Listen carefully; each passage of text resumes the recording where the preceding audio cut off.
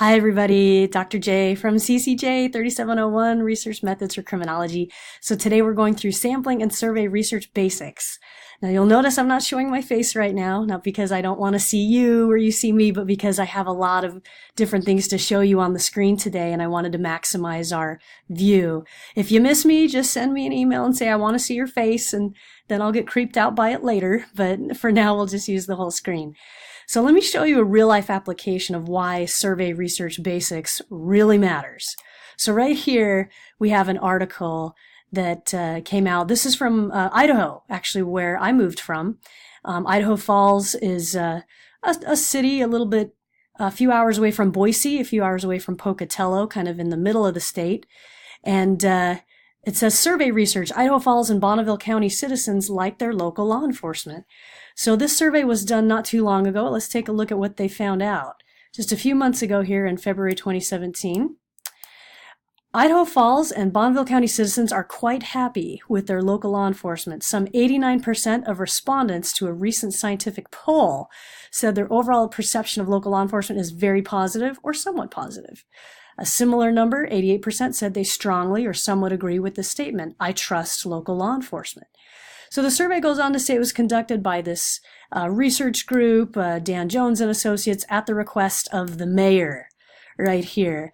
They had a random sample of 602 adults in the county with a possible margin of error of 3.9% plus or minus, which is very reasonable. Anything less than 5 we feel really good about. And then, they kind of talk a little bit more. Here's the entire survey result that you can find. Here's some of the highlights. The mayor said she's aware Idaho Falls doesn't have the same racial tensions or concerns about police brutality or racial profiling that some big cities have, but she still felt it is necessary to review these matters and engage in community discussion regarding law enforcement, how it can be improved.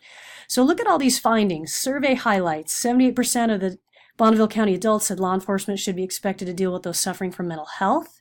And they talked a little bit about that. 86% said officers should be required to wear body cameras. Only 26% said racial tensions are a problem in the community, and so on and so forth. So these would be really good findings to be aware of as a criminal justice agency on how your performance is with the public, especially in our day and age when we have tensions and a lot of pushback. And we're in kind of the age of body cameras, right, where your every move is recorded. So basically, Idaho Falls hired this research firm to do this survey, and they spent quite a bit of money trying to do that. I'll actually put the survey, I requested a copy of the final report. I'll put it on our course page so you can kind of look at it. I always like to save surveys because sometimes people write really good questions, and sometimes I steal them because I like how it was worded and I use it on a survey I'm doing. So, but yeah, paying a lot of money for a research firm to do something like this for you in response to the requests the mayor put on you is an expensive proposition. These can cost between $10 and $20 and $40,000 to do. Well, it would be great if you can approach your agency or organization and say, hey, I could do that for you, save you a lot of money, and you can just give me the $40,000. Wouldn't that be nice? So let's teach you the basics so you can be prepared to maybe do this for your agency. So essentially, the whole process starts like this. You get a request from a supervisor. I want data. I need answers. If you want data from a survey, you need to develop one that is strong, reliable, and valid in order to yield meaningful results. Before you even touch your project, you need a plan. Thinking through your objectives, design, and methods will save you time and headaches later. So the hardest part is getting that timeline, saying, hey, if you want answers to questions and we need to go collect some data through a focus group or interviews or a survey, you need to give me time to develop the plan, because the better the plan is, the better the result. And it's easy to just kind of run out there and start asking questions and not really knowing what you're doing, but you'll get garbage data and you don't want that. So our agenda, to create strong surveys, we're going to review some basic principles in research design and sampling, which answers the question, who am I interested in? Survey instrument construction, what do I want to know? Question design, how do I ask? Confidentiality, how do I maintain trust and avoid violating privacy? Administering the survey, how do I get people to respond? And then interpreting the results, how can I use the data I collected? So this is probably, again, one of the more powerful lectures in the class because it can prompt you through the process if you have to do this on your own for your employer or for graduate study. Okay, survey basics. Strong surveys collect data without influencing the participants so that we can better understand people as they naturally exist. So the key is to avoid the intervention or bias with the group you're interested in. Why? Because then we're going to get inaccurate and meaningless data. We don't want to lead them to an answer that they wouldn't normally give, because, then we're not getting the kind of information we really want. So research design goes after your goals. So you want to jot down, what do we want to know? And first of all, would a survey allow me to answer the questions I have? What topics would I want, what are important to me? Do I want to determine a population's knowledge of a topic? And do I want something like customer satisfaction, or how satisfied they are in their experience? Do I want to identify existing business practice or behaviors, or maybe use of policy on something? Am I interested in people's attitudes and opinions, or evaluating the use of a program or a service?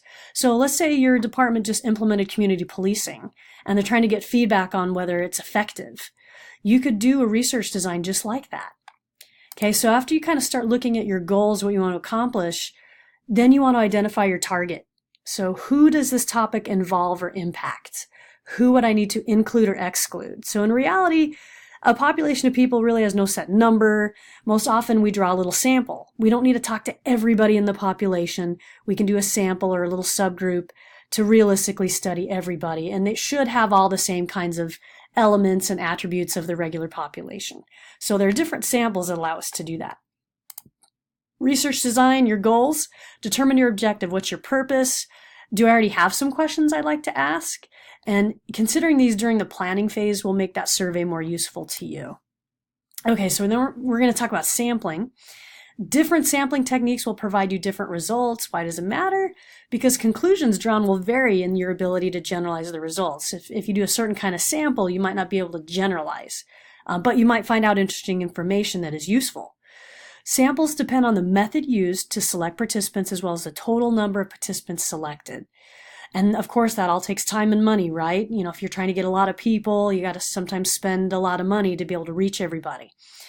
All sampling techniques are based on the characteristics of the population you're studying and what technique is best suited for those characteristics. So the survey design begins with getting to know the population. So for example, if you're targeting people who are older, maybe elderly population, you may or may not want to use a web-based survey because they may or may not have access to the internet. They may not be literate in use of the internet. They may have issues with vision that you have to make sure your survey is visible to them, or some of those kinds of things. You'd want to think about that. Maybe you're looking at people who usually are displaced or homeless. A web survey might not be useful to them. Maybe you need to attack it with people on iPads, or maybe you need to use paper surveys. I've done surveys in prison. You can't bring electronics into prison. Anyone that's worked in prisons will tell you that.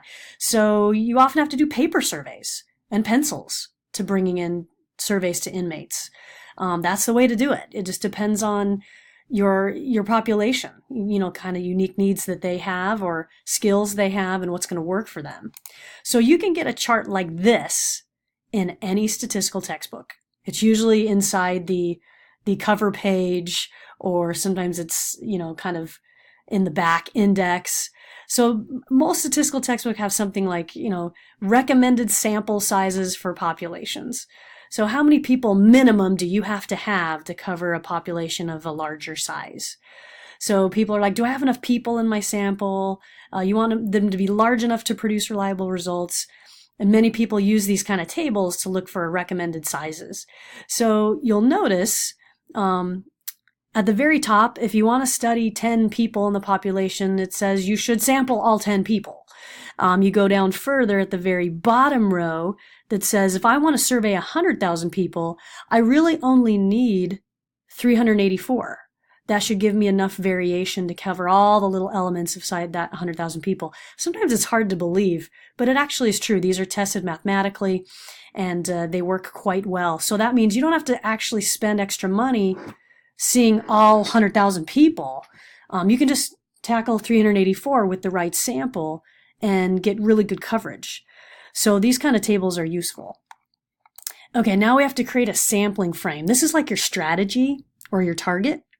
Start with a sampling frame or a list of all the elements in your population. It might be names of people, telephone numbers, departments they're in, gender, race, employer, employment status. It defines your target population, so kind of who to include or exclude. So in the blue box to the right, it says County Sheriff Police Public Contact Survey, just like the one we saw at the beginning of the lecture with Idaho Falls. Population, citizens, non-police, fire, EMS, over 18 years. So we don't want to study existing cops because they're not who we want to talk to. So we need to exclude them. They need to be over 18 because we don't want to deal with juveniles. So adults over 18 years of age. We want all genders, all races. Maybe you have certain geographical constraints like county or office. Maybe you only want rural areas, or you only want people that have an address in the city. Maybe you're going to look at certain freeways or highways that define a boundary line. The status, people available during the day, gainfully employed. You don't want homeless in here. Maybe you'll do a different survey for them. But again, this is kind of pinning it down. These are all the little things that we have to kind of qualify to make you eligible to do the survey. Okay, reducing sampling error. So what sampling error is the degree to which the sample you got is different from the population. So you don't want to get a group of people that aren't really representative of the larger group you're trying to understand. So your goal is to try to take as large of a sample size as possible according to your time and resources. But you have to remember, not everyone's going to take your survey. Not everyone's going to participate in your study. So there's a possibility of bias coming from what we call non-response. We talked about that with the missing data. Well, maybe some reason certain people in your sample have no chance of appearing in it. There's no opportunity to be able to represent themselves. People who don't use email or computers. Maybe people who aren't available when the survey goes out. So you have to think about who you're going to miss and if that's going to create any bias or absence of those people who you really do want to hear from. So we want the sample to look as much like the population as possible because we're going to take that sample and compare it to the population and be able to be very accurate in doing that. So you got to think through, who's going to get it, who isn't, am I leaving anybody out? And that's what we call reducing sampling error. Okay, we're going to use this next lecture. I'm going to stop here for part 2 to talk about different kinds of samples. And I have little links and websites that'll help you do this. So if you have to do this for a boss one day, you can save this lecture, write a few notes, and kind of come back to it and know where to start. So we'll see you in the next lecture.